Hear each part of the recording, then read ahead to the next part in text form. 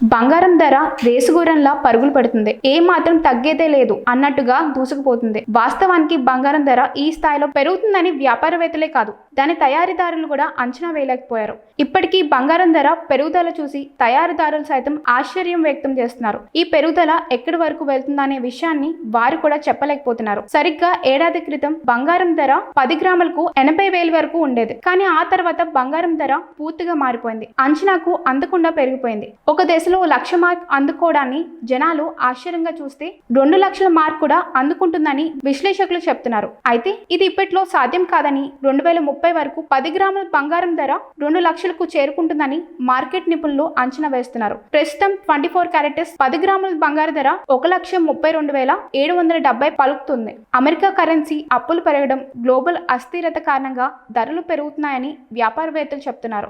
2027లోనే బంగారం ధర 2 లక్షలకు చేరుకోవచ్చని వ్యాపారవేత్తలు మరో విధమైన అంచనా వేస్తున్నారు. బంగారం తయారవుతున్న దేశాల్లో విభిన్నమైన పరిస్థితులు ఉన్నాయి. దీనికి తోడు అమెరికా కరెన్సీ అనేక ఆటుపోట్లు గురవుతుంది. ప్రపంచ దేశాల మీద లేనిపోని టర్ఫీలు విధిస్తూ అమెరికా రాక్షస ఆనందం పొందుతుంది. దీనికి తోడు డాలర్ విలువ పడిపోవడం పెట్టుబడిదారుల్లో సరికొత్త ఆందోళన కలిగిస్తుంది. ఇప్పటికీ రష్యా ఉక్రెయిన్ యుద్ధం ముగియలేదు. పశ్చిమాసియాలో పరిస్థితులు ఏమాత్రం బాలేదు. దీంతో పెట్టుబడిదారులు బంగారాన్ని మాత్రమే అత్యంత శ్రేయస్కరమైన ఇన్వెస్ట్మెంట్ ఎలిమెంట్ గా చూస్తున్నారు. అందువల్లే బంగారం మీద విపరీతంగా పెట్టుబడి పెడుతున్నారు. దీంతో ధరలు అంతకు మించి అనే స్థాయిలో పెరిగిపోతున్నాయి.